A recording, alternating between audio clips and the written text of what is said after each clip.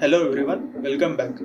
I am excited to announce that the enclosure is finally complete and I have made some major upgrades under the hood. Let's take a deep dive into what's new.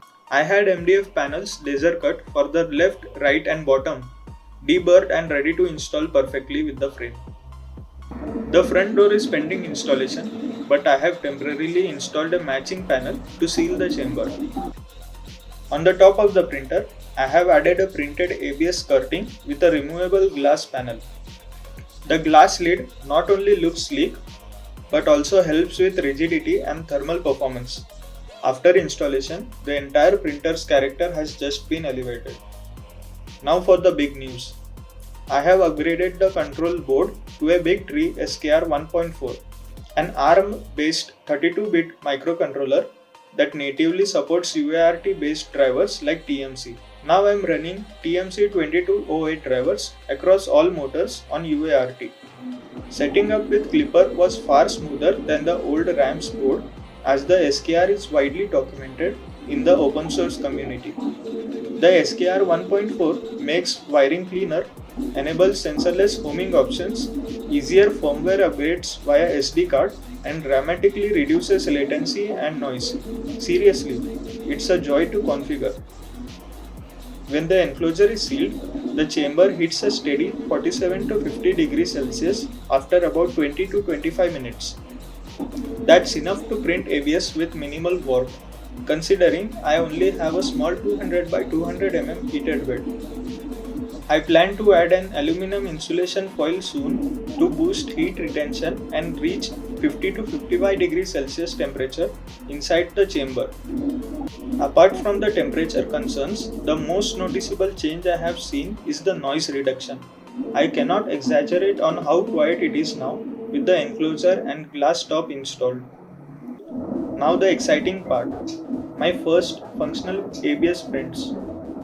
I am printing some aerofoil wings with slots designed to accept carbon fiber rods. I am printing them with a 5 mm brim. Not only that, but I also gently applied a PVA glue stick to the glass surface. With the warm chamber, the prints are much cleaner and warping is minimal. The upgraded setup runs at 16K acceleration with 120 mm per second print moves and at a 20K acceleration and 200 mm per second for travel moves.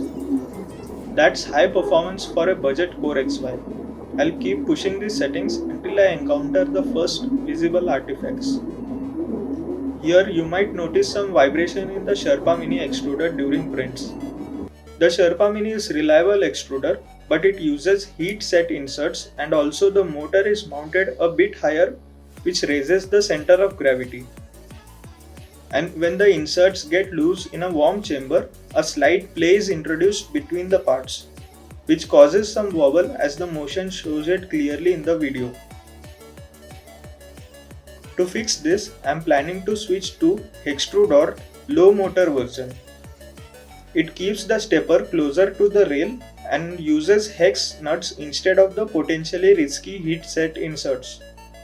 The lower center of gravity will surely translate to more stability and fewer wobble issues.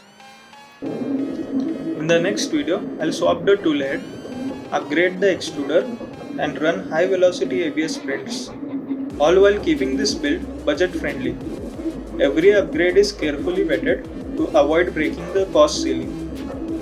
This printer's throughput is incredible and the printed test parts are proving how practical this is for rapid prototyping. That wraps it up for today. Don't forget to like, share and subscribe, and also hit the notification bell if you are enjoying this build series. Thank you for watching and I'll see you in the next one. Until then, happy printing.